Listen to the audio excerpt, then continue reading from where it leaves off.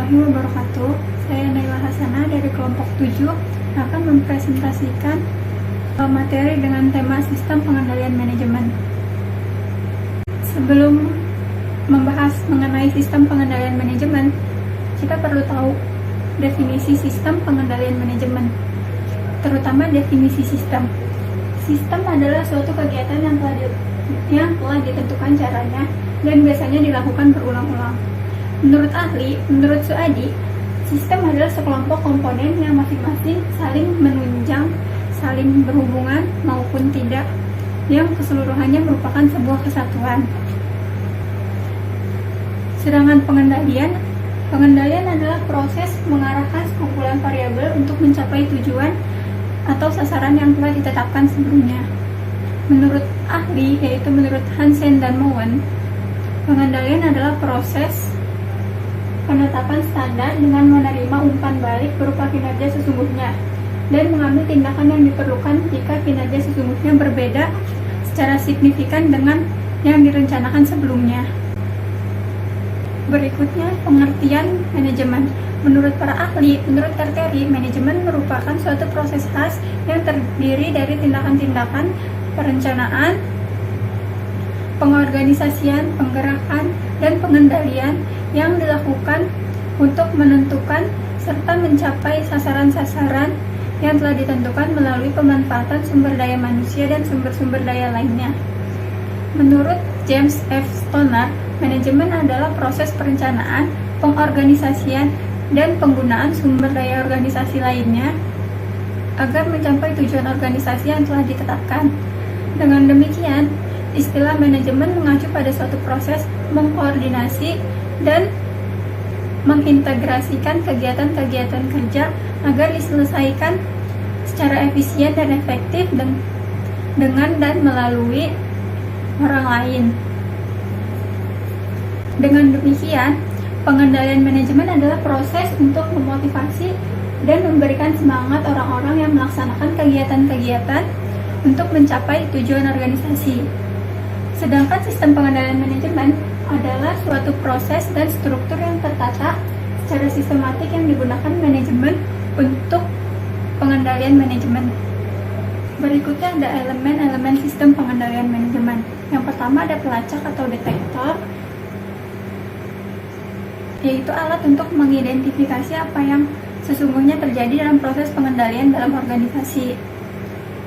Berikutnya ada penilai atau asesor, yaitu alat untuk menilai signifikasi apa yang sedang terjadi dalam proses pengendalian. Pada umumnya, yang dilakukan adalah membandingkan apa yang sedang terjadi dengan yang seharusnya terjadi. Berikutnya ada efektor atau umpan balik, yaitu alat yang mendorong perilaku atau tindakan tertentu jika asesor menyatakan bahwa realitas tidak sesuai dengan ketentuan atau standar. Berikutnya ada jaringan komunikasi atau communication network, yaitu transmisi informasi dari detektor dan asesor atau asesor dan efektor. Assalamualaikum warahmatullahi wabarakatuh. Saya Benian Diani, saya dari kelompok 7. Saya akan mempresentasikan PPT saya yang berjudul Sistem Pengendalian Manajemen. Saya akan menjelaskan dari PPT saya yang selanjutnya, yaitu tentang hakikat pengendalian manajemen. Ya, organisasi terdiri dari manajer, karyawan, dan harus dimotivasi dan dituntun agar melakukan apa yang diinginkan pemimpinnya.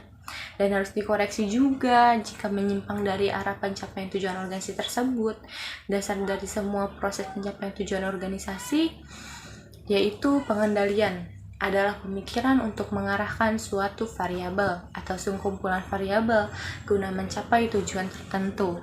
Variabel tersebut dapat berupa seperti manusia, mesin, organisasi, dan lain sebagainya. Sistem pengendalian manajemen juga terbagi dua, ada yang finansialnya dan ada yang non-finansialnya. Yang finansialnya lebih memfokuskan kepada hasil, moneter laba bersih, pengembalian atas modal, dan seterusnya. Sedangkan non-finansialnya seperti memfokuskan mutu produknya, menguasai pasar, terus kepuasan pelanggan, pengantar tepat waktu dan semangat kerja karyawan.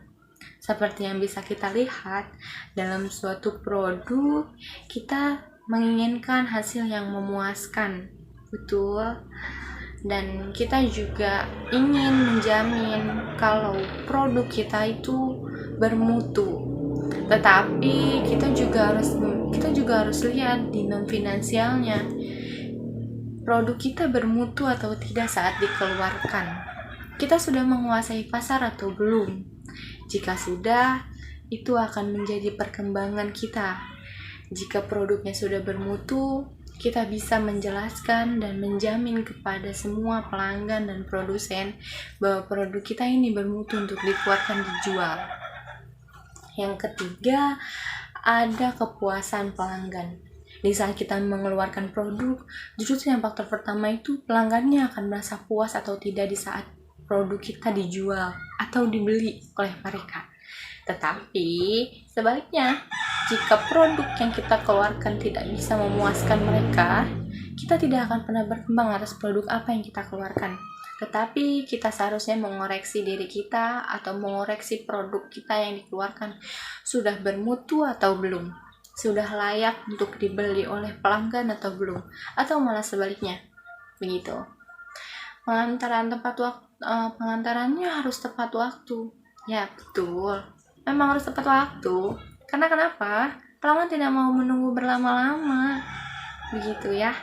Karena pada dasarnya pelanggan butuh barang itu tepat waktu. Barang yang berupa barang yang tidak bisa dimakan atau barang yang bisa dimakan. Sama saja, tidak boleh dilama-lamakan. Yang terakhir, ada semangat kerja karyawan. Kenapa menjadi non finansial? Karena itu di dalam, bukan di luar, gitu.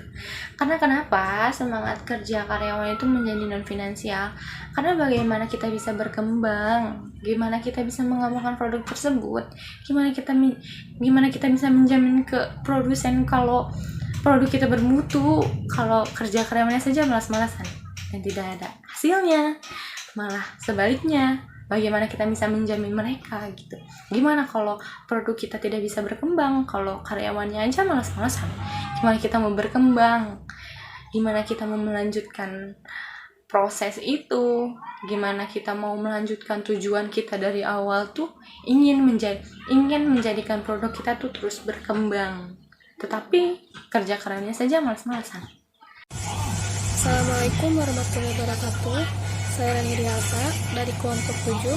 Di sini saya akan menjelaskan tentang kegiatan pengendalian manajemen dan tujuan sistem pengendalian manajemen. Selanjutnya saya akan menjelaskan tentang kegiatan pengendalian manajemen dan tujuan sistem pengendalian manajemen. Yang pertama, ada kegiatan pengendalian manajemen.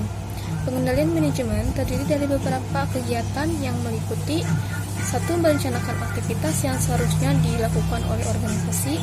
Yang kedua, mengkoordinasikan aktivitas-aktivitas dari beberapa bagian organisasi. Yang ketiga, mengkomunikasikan informasi. Yang keempat, mengevaluasi informasi. Yang kelima, memutuskan tindakan yang seharusnya dilakukan untuk menanggapi informasi. Yang keenam, mempengaruhi orang-orang untuk mengubah perilaku mereka. Selanjutnya, ada tujuan sistem pengendalian manajemen. Beberapa tujuan yang bisa dicapai dengan sistem pengendalian manajemen adalah sebagai berikut. 1. Diperolehnya keterandalan dan integritas informasi.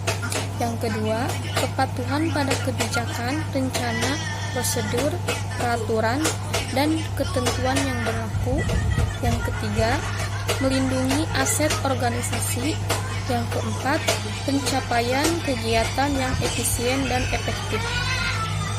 Pada slide selanjutnya kita akan membahas tentang pengendalian tugas operasional. Pengendalian tugas operasional adalah proses untuk memastikan bahwa tugas yang spesifik dilaksanakan secara efektif dan efisien. Perencanaan dan pengendalian operasional adalah proses perencanaan kegiatan-kegiatan produksi yang bertujuan supaya apa yang telah direncanakan dapat terlaksana dengan baik dan sesuai yang diharapkan. Perencanaan operasi adalah aktivitas untuk menetapkan produk-produk yang diproduksi jumlah yang dibutuhkan, jangka waktu proses kerja produk, dan sumber-sumber yang dibutuhkan. Sedangkan untuk pengendalian operasi adalah aktivitas yang menetapkan kemampuan sumber-sumber yang digunakan dalam memenuhi rencana. Kemampuan produksi berjalan sesuai dengan yang telah direncanakan serta melakukan perbaikan rencana. Kemudian, pengendalian tugas berorientasi pada transaksi. Hal itu melibatkan kinerja dari tugas individual sesuai dengan aturan yang ditetapkan dalam proses pengendalian manajemen. Kemudian pada selanjutnya kita akan membahas contoh keputusan dalam fungsi perencanaan dan pengendalian. Yang pertama ada perumusan strategi, yaitu mengakuisisi bisnis yang tak terkait. Yang kedua, memasuki bidang bisnis yang baru. Yang ketiga, menambah penjualan langsung. Yang keempat, menerapkan kebijakan di bidang SDM. Kemudian, pengendalian manajemen, yaitu memperkenalkan produk atau merek dalam lini produk. Yang kedua, memperluas pabrik agar hasil usaha dapat diproduksi lebih besar. Yang ketiga, menentukan anggaran iklan seminimal mungkin. Yang keempat, menerapkan produk rekrutmen. Kemudian ada pengendalian tugas. Yang pertama, mengkoordinasi pesanan yang masuk. Yang kedua, menjadwalkan produksi. Yang ketiga, memesan iklan televisi. Dan yang terakhir, yaitu memelihara dokumen kepegawaian. Demikian materi yang saya dan kelompok saya jelaskan mengenai sistem pengendalian manajemen. Kurang lebihnya mohon maaf. Wabillahi taufiq wal hidayah. Wassalamualaikum warahmatullahi wabarakatuh.